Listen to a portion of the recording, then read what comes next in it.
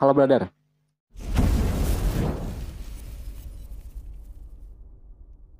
Assalamualaikum warahmatullahi wabarakatuh. Kita ketemu lagi di channel ini bareng gua Elgar Kasiwi.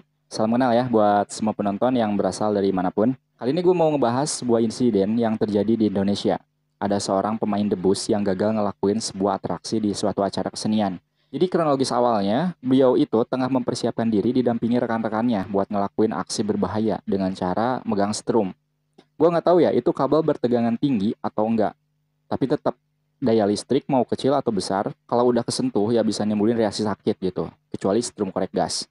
Nah, bapak-bapak yang ada dalam video ini mungkin ingin mempertunjukkan aksi kebal tubuh, tapi siapa yang nyangka kalau akhirnya beliau malah kesetrum beneran.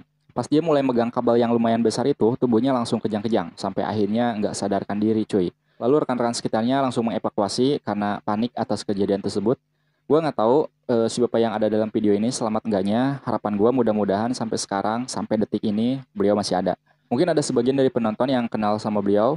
Coba komen barangkali ada informasi lebih lanjut perihal kabarnya sekarang. Kalau menurut gue gini ya, aksi yang dilakuin sama orang dalam video ini itu bisa dikatakan gagal dalam bertentangan dengan hukum alam cuy. Jadi maksud gue gini, di saat lu nyiram air ke tubuh atau terhadap benda apapun, udah pasti dong basah. Contoh kedua, di saat tangan lu keiris silet, udah pasti berdarah. Tapi ada tapinya. Ada suatu ilmu yang mempelajari supaya tubuh kita itu kebal, gak ngerasain sakit sama sekali.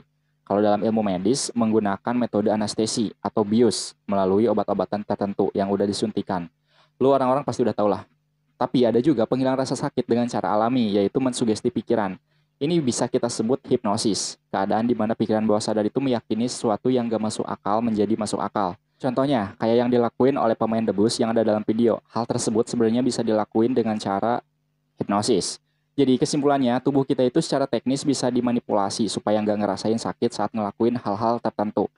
Tapi tetap kita nggak bisa ngerubah sifat asli dari keadaan realitasnya. Kalau disilet, ya berdarah. Kalau disiram, ya basah. Kalau ditinggalin pas lagi sayang-sayangnya, ya itu derita Anda. Pada dasarnya teknik sugesti itu cuma pikirannya aja cuy yang dialihkan supaya meyakini hal-hal yang gak wajar menjadi wajar tanpa merubah kondisi aslinya. Kebetulan beberapa tahun yang lalu gue pernah ikut pelatihan informal mempelajari mekanisme ilmu alam bawah sadar. Jadi sedikit-sedikit tahu. Sedikit. Nah kalau perihal kejadian pemain debus yang gagal tadi, gue gak tahu cara dan metode apa yang beliau gunain itu. Kemungkinan ada 3 sih menurut gue atas kecelakaan yang terjadi. Pertama, kalau dia menggunakan teknik memanipulasi cara kerja otak alias meretas belief system atau bahasa umumnya hipnotis, bisa jadi cara yang beliau gunain ini gagal akibat konsentrasinya pecah. Kemungkinan kedua, bisa jadi gagal karena settingan. Tapi ini terlalu kasar sih menurut gua, karena setahu gua gini, kegiatan-kegiatan debus itu real, pakai suatu keahlian, no setting-setting. Kalau ada settingan ya jumlahnya sangat kecil lah, minim lah.